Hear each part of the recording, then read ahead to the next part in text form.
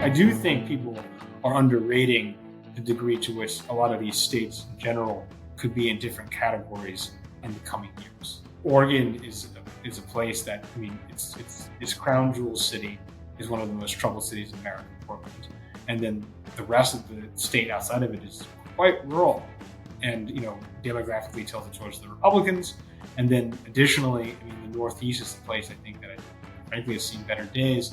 And this sort of message of national renewal that the Republicans often try to sell themselves on, especially the new breed, we could be talking about, I'm serious, places like Rhode Island, Maine, et cetera, in the coming years. Join the best in the movement. It's Conservative Conversations with ISI, educating for liberty since 1953. Welcome back. You're listening to Conservative Conversations with Johnny Burtka. Today's guest is Curt Mills, who is a contributing editor at The American Conservative, where he previously served as a senior reporter. He specializes in foreign policy and campaign coverage and has worked at The National Interest, U.S. News and World Report, Washington Examiner, and The Spectator, and his work has appeared in Unheard and Newsweek. He was a 2018-19 Robert Novak Journalism Fellow, and when he was in college at William & Mary, he edited an ISI Collegiate Network newspaper. He joins us today to give a rundown of the political and electoral landscape ahead of the midterms. Thanks for joining us, Curt. Hey, thank you so much for having me. Before we get started with our interview, I'd like to thank you all for listening to Conservative Conversations. This podcast is a production of ISI. Our mission is to educate for liberty. If you'd like to help us in pursuing that mission, please rate and review this podcast on Apple Podcasts to help us reach more listeners like yourself. So, Curt, you and I have known each other for a few years now, and one of the things you mentioned to me over and over again is that I needed to read the book What It Takes, The Way to the White House by Richard Ben Cramer. And I've actually been listening to the book for the past, maybe a month now. And I've just absolutely been blown away by the character studies and just these profiles of these candidates, not even just when they're running, but going all the way back to their childhood. It's probably the best book of political reporting that I've ever encountered. And so I'm curious, I'm curious from your perspective as a political reporter, what is good political reporting? What does that actually look like today? And what inspired you from What It Takes? Yeah. So I guess very quickly, first of all, 2022, too much content. Nobody cares about literally anything. People say, read the book. It's like, no one's going to read the book. It's like a burden. It's like almost like a faux pas. But in the case of What It Takes and political campaign reporting and the Joe Biden years, you got to read the book. And What It Takes is this book about the 1988 presidential election, which is arguably the most boring presidential election in the last 50 years in terms of what happened. And yet it's the book that was the ejecta of that campaign is arguably the masterwork of American political reporting by Ben Cramer, What It Takes. I think Cramer, he's late, unfortunately. I think he's the sort of tail end of the sort of new journalism school, Hunter S. Thompson, Joan Didion, this kind of Tom Wolfe, this sort of, more extemporaneous, informal mixture of a little bit of fiction, a blend of fiction, nonfiction, very casual style, very much a type of prose that would offend, the more puritanical college professors of the 60s, as well as the more puritanical college professors of the 2010s and 20s. It's sort of a grab bag of almost a lost art. You don't see it very, very often. I mean, probably latter day successors are someone like Matt Taibbi. Anyways, and also notably, Richard Ben Cramer comes from a part of the world that you and I both share, the sort of weird Maryland, Delaware, Southern Pennsylvania thing that nobody really seems to get, and where the 46th president is from. And Cramer was also from that region, I think Baltimore, and then, died in somewhere rural Maryland. So yeah, it's a really good piece. And he got a lot of access to Biden in the only real presidential campaign that Biden's ever run, which was 88. He was sort of big, also ran in 2008, and in 2020 was not a normal year. So he got, the most exposure to the tactile Biden, This is a 46-year-old or 45-year-old Joe Biden, or 44, 1942, so 87, 88. And, Biden had already at that time been in the Senate for 3 terms. And so it was just like, up or out, got to run now. And the thing, is a real mess. He has a plagiarism scandal. He flames out as the front runner. And then shortly after the campaign, he has a brain aneurysm.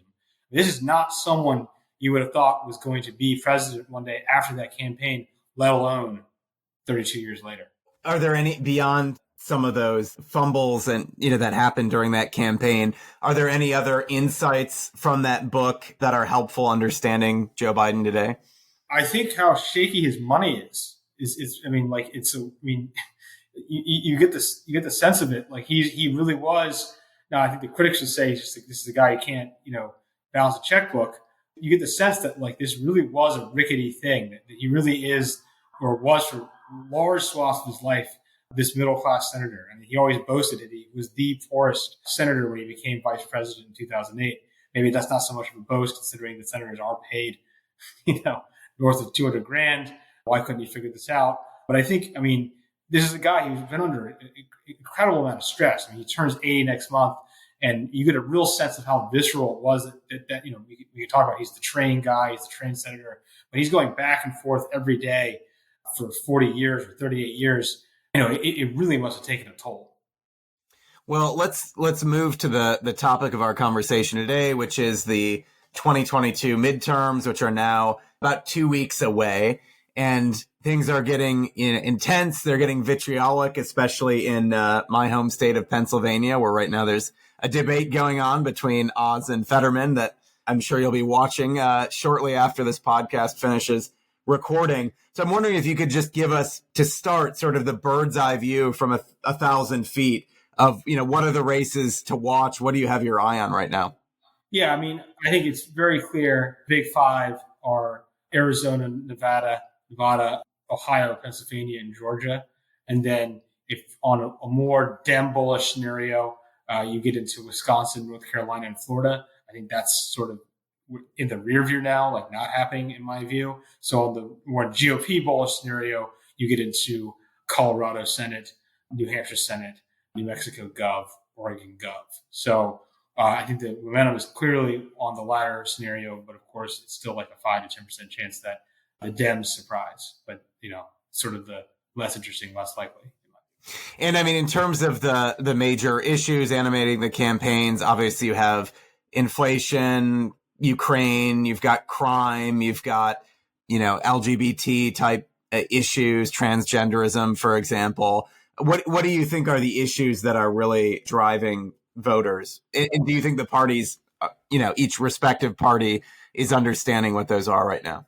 I think the Republicans are doing a better job. I think it's also easier for them. I think it's pretty clear. Economy, inflation, number 1 and 2, crime, number 3, immigration, number 4, and you just drive that home. I think that's it's they're both doing a better job and they have an easier job to do. The Democrats have tried to do, I think, 2 things this year. They thought the Ukraine thing would create a rally around the flag moment for Biden. That didn't really happen. You could argue that it stopped the bleeding. He sort of stopped, he sort of bottomed out in the late winter, early spring, the pro-Varel time period. And then they tried in the summer, they thought they were going to get some abortion tailwinds, but that's clearly not lasted. It's not helped them enough in September. And I think you're seeing a late push on the economy, which is to say the Republicans are going to cut your Social Security, Medicare, et cetera, et cetera. But man, this is a late push on that. Like, this is mid-October. Yeah, no, it's definitely crazy. I'm curious on that Ukraine issue. I think there's been some signaling that the GOP might, head in a different direction. Do you think that's actually for real? Or is that, I know Kevin McCarthy made some nods in that direction. They might not approve, continuing aid in light of the economy. How do you see the Ukraine issue playing out post-election? Yeah, I think the big constraints on that are how big is the GOP majority in the House and Senate, and how bad is the economy? How high are gas prices, and what is the sense of the reality on the ground? Right now, I think you have a perfect storm for some sort of major cut in Ukraine financing from the Hill. So you have higher gas prices. You have, I think, the Ukrainian offensive is stalled. It doesn't look as hot as it was, say, Labor Day. And then additionally, it looks like that we could be in the upper end scenario. Of Republican seats, 30 to 50 seats in the House gain, 52 to 55 Senate seats, or 54 really is, I think, the realistic outer bound. In that scenario, I think McCarthy gets nervous about his right flank in the House. And then additionally, I think you get some new senators in there who might be more circumspect about financing this war. I think one major caveat in order to avoid a GOP civil war on this, in order to avoid taking, I guess, the veritable chair underneath Zelensky's feet out of Ukraine, I think you have a reasonable chance of a lame duck passage of a bill. But it looks like there's high anxiety that there's not going to be quite as much appetite in the new Congress as there was for the last Congress. Okay. What do you make of the candidates that are running on the, sort of the populist nationalist message that are breaking sort of with, traditional GOP establishment? You think of Vance, you think of Masters, there are others. How do you think that those messages are resonating with their respective voter bases? Well, it's no secret I'm a fan of both of them, but I think Ohio and Arizona are different states. I think Vance's message is. I will note that I think Vance is running against the single best Democrat in terms of just what they could run in Ohio. Tim Ryan's from Youngstown. He's been in Congress for 20 years, high name recognition, and he has this sort of poser approach towards being a sort of populist Democrat kind of guy. I think he comes off pretty well. He's trying to portray himself as not a national Democrat. And so I think in terms of all the Democrats that could run, he was clearly the most competitive, other than Sherrod Brown, the incumbent senator from Ohio. But I still think that Vance is doing a reasonable job, and I do think you got to flag. Ryan was the guy who got into it with Tulsi Gabbard, wanted us to stay in Afghanistan for a lot longer, the 2020 presidential election. I don't think there's just at the end of the day an enormous amount of depth there. That's my sense. And then in Arizona, I think that's a huge test case. I think Kelly's also, again, not scoring for merit here, but just pure political chops. I think Kelly's a reasonably good candidate. He's got married to Gabrielle Giffords, who's kind of a local hero, understandably. But I think, Masters is somebody who had almost no name recognition 2 years ago, has introduced himself very quickly to the voters of Arizona and has done, I think, a good job. And, I think you're talking about him, he was the 53rd Senate seat, I think, or maybe 52nd for the GOP, and it would just be a major deal. Now, one thing, and this might touch a bit on polling, but I also, want to dive a little more into the Midwest. Can you help explain, I guess, two things? One, why, so in J.D. Vance's Senate race in Ohio, why DeWine, who, is the Republican governor, is polling, so far ahead in the polls. I think J.D. mentioned in a recent speech that it was simply from his view that the Democratic Party was just spending a lot more on TV ads in the Senate race, and they kind of washed their hands of the governor's race. Do you think that's what's really driving that? And then in how confident can we be in polls? I know a lot of Republicans, believe with some good reason that a lot of them are completely bonkers. What do you make of some of those, a gap in the case of Ohio like that? Yeah, I think we can't really believe in polls that much. That being said, if I were a political candidate, I have a pollster, and I'm not aware of a political candidate who doesn't have a pollster. Donald Trump has a pollster, right? So you want the information. It would be kind of interesting if a campaign just didn't poll or didn't look at them, but I'm not aware of one. So it's probably a reasonable heuristic. It's correlatively true. It's not fact. I think we've all lived through 2020, 2016. Even 2018, the Democrats arguably overperformed. So it's been variable both ways. 14 and 12 were a little closer, but in the modern era, the Trump era, it's just been super, super wacky. Ohio, I think the governor is not running against a very competitive Democrat. I think DeWine is the incumbent. I think DeWine has run for every office in Ohio a million times. And I think it's also quantitatively different in this current environment to be a local Republican who governs in this sort of, competent, business-focused fashion, i.e. a DeWine, i.e. a Sununu, i.e. a Baker, Charlie Baker in Massachusetts, a Sununu in New Hampshire, versus somebody who wades in on the national issues and has a very clear desire to be president within the sort of Trumpist lane of the Republican Party. So, I think that sort of explains the disconnect between Vance and DeWine. I mean, I think Vance has proven himself to be a pretty clear national populist Republican. I think the only person I would say is sort of a tweener case, if anyone aware of, again, a governor, not a senator, so that matters because a little more local, is a Glenn Youngkin. But I mean, who's to say if Youngkin entered the primary that he wouldn't just fall flat on his face? I think it remains to be seen, and I think it's understandable. I mean, there's a ton of, for as much as I think the country needs pretty pronounced reform, needs a huge shakeup in our politics. There are just a ton of moderate suburbanite people who want to vote for a very moderate Republican, and those people exist, especially at the local level. But I don't think those people are generally competitive in big primaries, especially big primaries for national office, i.e., the Senate. Now, thinking of Michigan, which is the state where I grew up, I find it fascinating some of the general cultural differences between states. And jumping over to where I'm currently living in southeastern Chester County, it is shocking when you can be driving in Maryland or basically driving in Maryland or Delaware. You cross into the border in Pennsylvania. I mean, literally in a matter of sometimes less than 2 to 3 minutes, the architecture changes, the culture. I mean, it is noticeably different. And it seems kind of funny because it's like, all right, these lines were drawn, probably hundreds of years ago. And there is a palpable just shift in the people and in the place right when you cross these state lines. So getting back to the Midwest, in Michigan, it appears that Governor Whitmer has, a 6-point lead according to some polls. It's just fascinating for me to figure out why someone like DeWine would have like an 18-point lead in Ohio. And then you just go up a little further north where, by and large, I feel, people are coming from similar backgrounds, similar demographic, similar income level. In someone like Whitmer, who really, through the lockdowns was one of the most draconian of any governor in the country, it just is baffling to me that she would have that kind of lead in the polls. Like, how do you make sense of the Midwest in the post-Trump sort of landscape generally? Yeah, I mean, it's an interesting one. I mean, I think Ohio has become pronouncedly more Republican. I mean, this is a place that voted for Obama twice, was pretty close in 2004, and basically was not ultimately, although the polling didn't show this, was not ultimately competitive in 16 or 20. I mean, these were blowout wins, especially in 20. It was an 8-point win for Donald Trump.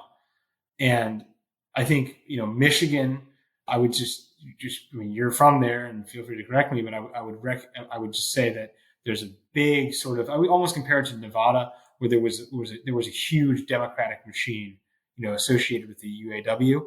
And, it's just the idea of Michigan going Republican has always been, I think, like a more fraught thing than Ohio. I know Cleveland is very union as well. And I mean, these are places in the country where you have America only parking spots or, foreign cars parked in the back. Now, I think that stuff is good, but I mean, but it's historically been associated Democratic Party, and there's a huge residual effects there. I mean, you saw when Biden went to the auto show in Detroit in mid-September.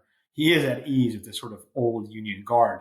However, I mean, in the Trump era, they've really struggled to do this. I mean, you would see the clips of these union meetings where the executive leadership of the union would be like, okay, we're voting for Clinton, et cetera, and then there'd be fairly open revolt. So I think it's a fast-moving thing. In the case of the governor's race, I think Whitmer's a big Democratic star, although I think she's, you said, a pretty noxious lockdown fan.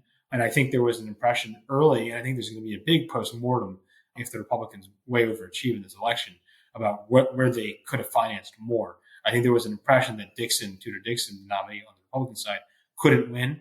I think there was the same impression that happened to Bolduc on the Senate side in New Hampshire. And if they lose by like 1 or 2 points, I mean, they're going to have a lot to complain with the sort of GOP brass. Now, looking at some of these, blue states, I guess Oregon, for example, right, looks like there could be the possibility of a Republican winning the governor's race there. New York might be a bit tougher, but I'm curious what your read is on both of those states, and how you think life would change in those states if you had a Republican in office. Yeah, so I mean, the Oregon one, is I believe there's a fairly big confounding variable, which is a leftish third party person who's shaking up the race. But I think look, I've been hearing that Oregon could go GOP for like 10 years, so I'll believe it when I see it. So I mean, I think it's significant, although I don't know, it doesn't feel as seismic as a Republican beating an incumbent Democratic governor straight up in New York. That one feels like that's the big kahuna, as you emphasize. I do think people are underrating the degree to which a lot of these states in general could be in different categories in the coming years. I mean, Oregon is a place that, I mean, it's crown jewel city is one of the most troubled cities in America, Portland, and then the rest of the state outside of it is quite rural and demographically tilted towards the Republicans. And then additionally, I mean, the Northeast is the place I think that I frankly has seen better days. And this sort of message of national renewal that the Republicans often try to sell themselves on, especially the new breed. We could be talking about seriously places like Rhode Island, Maine, et cetera, in the coming years. And I think you've already seen this to a certain extent. It's sort of a separate vector with the Hispanic realignment. You've seen places like New Mexico. This is one that's not been. He didn't flag, but the New Mexico governor's race strikes me as potentially closer than the Oregon or New York one. And in terms of the broader trend of which maybe is overstated, maybe not, of Hispanics, moving into the Republican camp, at least, maybe half of them, is your read on that situation that it's really issues like crime, like, the woke related issues that are driving that? Is the border, obviously. What's your read on that shift? And do you think it's actually a sustainable sort of new constituency for the Republicans? Well, we're going to find out a lot more in the next 17 days. But I would say my instinct is, yes. And I think you forgot to mention one. I mean, this is a lot of time Hispanic communities are very big in the small business world. And, the sort of Biden hiring all these IRS agents was certainly not a masterstroke of political maneuvering. I think it's a big thing. I think the ultimate question is, can the Republican Party, or whatever, the anti-Democrat Party, craft a message that keeps both more economically prosperous zones, i.e., the Southwest of the United States, that are more heavily Hispanic? Can it keep that, and can it also appeal to a lot of times this more downtrodden white working class, industrialized base up in the Midwest and also in the Northeast? And to put it more succinctly, is there room in this sort of, quote, realignment for both a master's type and a advanced type? Because these are different races. There's a lot of similarity there, but you go to Arizona and the immigration thing is just so much more visceral. Yeah, absolutely. Especially it's right there in their own backyard. I'm curious, you've covered quite a few midterms now, and human beings can suffer from recency bias. We're consumed, and this election in particular feels pretty existential in terms of the direction of the country and, both the domestic challenges, economically, culturally, foreign policy challenges, China, Russia. How does this election fit into, if we zoom out a little bit and look at past midterms over the last 50 years, how do you think this one stacks up in terms of significance? And maybe we won't be able to say until 10 years in the future, but what's your read on that? Man, these are all. This one feels just much bigger than 18 to me, and certainly bigger than 14. 10 was, you can't sleep on it. The 10 thing was pretty big. It all feels sort of lame in retrospect. Tea Party, whatever. It's just so different than the politics we have now. I thought the Tea Party was interesting at the time. It just feels like we're far away from it, although there's a lot of residue of that architecture. You're right. We're going to need to sort of zoom back from it, but it feels, my gut to your question was that my gut instinct to your question was that it feels at least as big as 94, Contract with America. But I would also say, the tenor of it feels a little closer to 06, which is the Republicans were really attached to an ideology that was messianic and religious and dangerous for the country, and the country revolted and rejected it. and it rejected Bush's Iraq War stuff. Everything you're trying to you're trying to immigration reform that year, privatize Social Security. The country just completely, and he couldn't handle the Katrina stuff. So I would almost sort of, and the economy was beginning to spiral. So there's actually a lot of parallels between 22 and 06. I think that's, although like you might compare it just structurally in terms of Republicans against Democrats in 94, I kind of would be more tempted to say it's closer to 06. The 80s stuff, it could be, you compare it to the Reagan thing where Reagan was just sort of perceived as very old in the early 80s. But that's actually a more positive trend line for Biden. I'm sure he compares himself to Reagan every day. Thinking about the economy, obviously, the blame now falls squarely on the Democrats for inflation and for the significant amount of spending that they've been doing over the past couple years. How different, though, let's say Trump was in his second term right now, how different do you think I know it's a what if question, so it's hard to answer, but how different do you think the economic landscape would be if it was term two of Trump, right? I mean, we'd probably still have some inflation.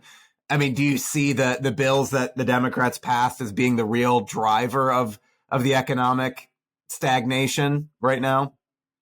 I think you would have seen the leadership of the country be a little less sanguine about inflation or the prospect of it. I mean, they really were just adamant that it was going to be transitory. And I mean, although I think Trump during his presidency himself was a big dove, he also, number one, entertained on a personnel level a lot of monetary hawks. So Kevin Warsh was like the sort of hawk figure that he considered to be the Fed chair instead of Powell. So he had those instincts, I think, more than Biden did. And then additionally, Trump has said throughout his career that he's in favor of a strong dollar. And so I think he wouldn't have loathed this economic environment.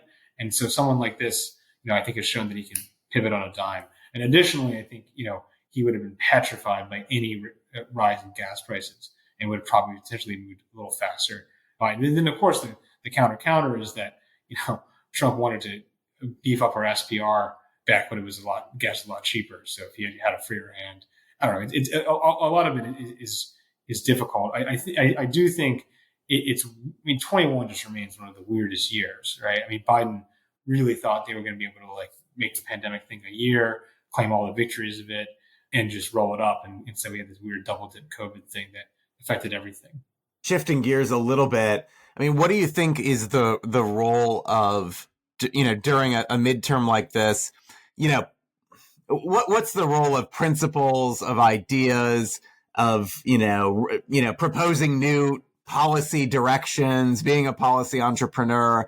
Does that really matter? If you're a candidate in this environment, or if you're running against an unpopular incumbent, is it do you really just find the things that are making people mad? Economy, crime, immigration, and hammer home the negatives. Is there a role for sort of deeper, kind of more fundamental thinking about the ends of politics, or is it really just kind of hammer the bad guy in office, and that's how you get the job done? Yeah, I'm sure. If you just look at the campaign lid of these emails, you can get kind of cynical about this stuff very quickly. It just seems like the most whatever you need to do to win kind of thing. But I would note that in general, look at what the people who are actually in the arena are doing, right? And then I think the major candidates are not cookie cutter people. So just go through them. So Dr. Oz in Pennsylvania, I don't think Republican consultants would have told him to do this sort of inner city barnstorming thing that he's been trying to do.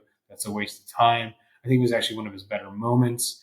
I think that it could pay dividends. I think it could at least make people less inclined to vote for Fetterman in cities. And I think that was of his own initiative. Masters in Arizona, I think, has tried to really try to present himself as what he is, which is a younger guy who doesn't want to be as controlled by his consultants, et cetera, et cetera, et cetera. And I think that's why a lot of people in DC don't love his campaign. And I think that's how he thinks he's going to best win. That's the kind of campaign he wants to run. I'm trying to think what other examples. Obviously DeSantis in Florida is doing it his way, even if that risks fighting with Donald Trump. So I think you've seen actually a lot of individual initiative. People tried to bully Herschel Walker out of the race. He stayed in. I think you've actually seen a fair amount of individual initiative in this, and I think you have seen a level of originality in these campaigns that I think is not enough credit for.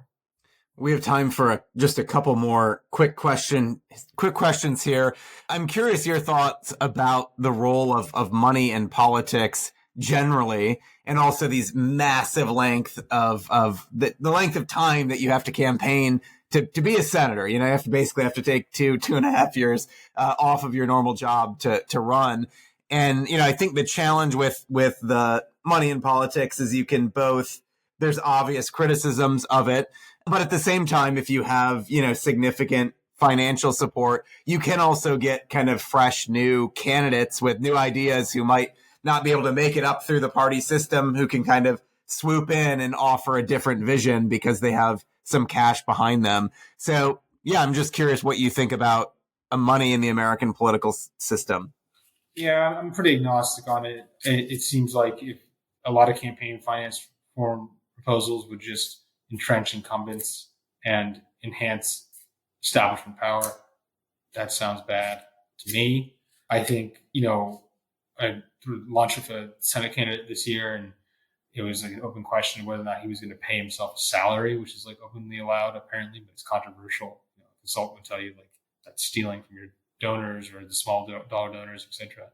I don't know. I mean, it's so far from the, you know, being an active proposal, like, you know, compared to like when McCain-Feingold happened in the late 90s, early 2000s. It just seems to be a reality of where we are, and I would be hesitant to do anything that enhances the power of, you know, these sort of large anonymous corporations to donate money. Like, you know, if individuals or small dollar donors want to do it, you really, I mean, and that goes a lot of different ways, right? I mean, like with Sanders' campaign in 2016, small dollar thing been affected, maybe. And in last question, I guess, looking forward, how do you think this election is going to affect the landscape for 2024? I mean, Republicans do very well. It's going to put the fear of God in the Democrats versus the Democrats have performed. That's going to cause a lot more ripples for Republican Civil War kind of things. I think it's a very big deal. There's always a danger of overreach, right? I mean, like the Republicans did very well in 2010, and they really thought that they were going to win in 12. People forget that people really thought Romney would win. And then in 2014, I think the Republican establishment overread the mandate, and they thought they could, you know, name Jeb Bush or Marco Rubio or whatever to be the president. They didn't see Trump or any of the populist stuff, you know, coming. So there are implications even within the parties, right? Like if certain types of party candidates do very well, then also it's not super. I mean, like, you know, if the Democrats get purged, you know, the people who get purged are going to be a lot of these moderate Democrats, could make the Democrats more left wing. And as far as President Biden is concerned, you know, after these midterms are over, you know, obviously there's going to be probably a lot of, I don't know, how does this play out on the Democratic side? Let's just say it's, you know, a loss, but not a shellacking.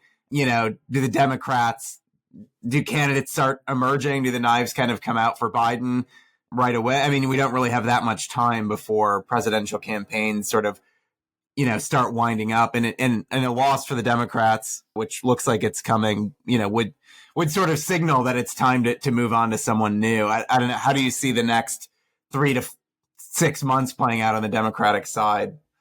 Yeah, I mean, I think that the knives will certainly come out for him if it's a very bad performance. However, I mean, if he really wants to run again, the power of incumbency, and that he is the one who defeated Donald Trump in, you know, 2020, you know, the power of all that, you know, in his messaging, I think could, you know, if he really wants to run again, he would be like, I'm the one who did that. I'm the incumbent. You need me to do this. Who's plausibly going to be better than me?